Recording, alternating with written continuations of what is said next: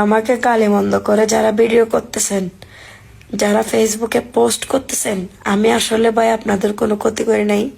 আমি আপনাদের নাম ধরবো না, আপনারা জানেন আমি কাকে বলতেছি।